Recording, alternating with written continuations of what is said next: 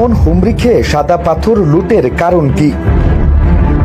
কি আছে এতে? কি কাজে লাগে এই পাথর? এই পাথর তুললে লাভ কি আর ক্ষতি বা কি? এই পাথর কেনই বা এত দামি? এসব প্রশ্নের উত্তর খোঁজার আগে জেনে নেওয়া যাক কোথা থেকে কিভাবে ভোলাগঞ্জে আসে এই সাদা পাথর। ভারতের মেঘালয়ে খাসিয়া জৈন্তা পাহাড়ের ঝর্ণা থেকে বাংলাদেশে জন্ম নিয়েছে ধলাই নদী।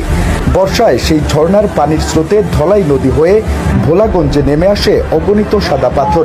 নদীর উৎসমুখে অর্থাৎ ভোলাগঞ্জের জিরো পয়েন্টে এইসব পাথর জমা হয়। সাদা পাথর মূলত চুনা পাথর বা লাইমস্টোন ডলোমাইট জাতীয় পদার্থ থেকে গঠিত। কোটি কোটি বছর আগের সামুদ্রিক প্রাণীর খোলস ও প্রবাল জমে তৈরি হয় এই সাদা পাথর। তাই এতে অতিরিক্ত ক্যালসিয়াম কার্বনেট থাকে।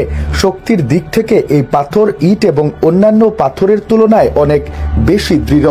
সিমেন্টের ক্লিনকারে ব্যবহারের কারণে এটি নির্মাণ সামগ্রীর দৃঢ়তা ও মান বজায় রাখতে সাহায্য করে। নির্মাণ বা শিল্প খাতে বেশি কাজে লাগে এই সাদা পাথর। চুন উৎপাদনে, ভাস্কর্য শিল্পে, গুঁড়া পেইন্ট, এমনকি টুথপেস্টের উপাদান হিসেবেও ব্যবহার করা হয় এই সাদা পাথর। তবে সিলেট থেকে সাদা পাথর তুলে দেশের চাহিদার মাত্র 7 ভাগ মেটানো সম্ভব বলে জানিয়েছেন বিশেষজ্ঞরা। তবুও বর্তমান সময়ে হুড়মুড়িয়ে সাদা পাথর লুটের ঘটনা ঘটছে। এখন প্রশ্ন হলো, এত গুণ যে পাথরের, এত কাজে লাগে যে পাথর, সেই সাদা পাথর তুললে ক্ষতি কি হয়? পানির তোর বেশি যেখানে সেখানে জমে এসব পাথর পানির সেই তীব্র প্রবাহকে ভেঙে তার গতিকে প্রাকৃতিকভাবেই নিয়ন্ত্রণে রাখে সাদা পাথর। পাথর তুলে ফেলা হলে গোটা ব্যবস্থাটাই ভেঙে পড়ে। ফলে পানির ধাক্কায় নদীর পাড়ে ভাঙন ধরে বাড়তে থাকে প্লাবন। পাহাড়ের নিচে ক্রমাগত গর্ত করে পাথর তোলায় পাহাড় ধসের আশঙ্কা বাড়ছে। তাছাড়া পানিতে অক্সিজেনের সংশ্লেষণ করা ছাড়াও প্রাকৃতিক ফিল্টারের কাজ করে এসব পাথর। সাদা পাথর উত্তোলনের ফলে বিভিন্ন জলজ প্রাণী এবং উদ্ভিদের আবাসস্থল ধ্বংস হয়।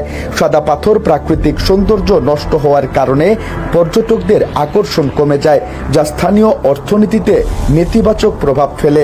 সাদা পাথর প্রকৃতির একটি গুরুত্বপূর্ণ উপাদান, যা পরিবেশের ভারসাম্য রক্ষায় সহায়তা করে। এটি উত্তোলন করলে প্রকৃতির এই ভারসাম্য নষ্ট হয়ে যায়। এমন বিধ্বংসী কাজ করে আমরা প্রকৃতির যে অপূরণীয় ক্ষতি করছি, তার ভয়াবহ পরিণতি ভোগ করতে হবে আমাদেরকেই।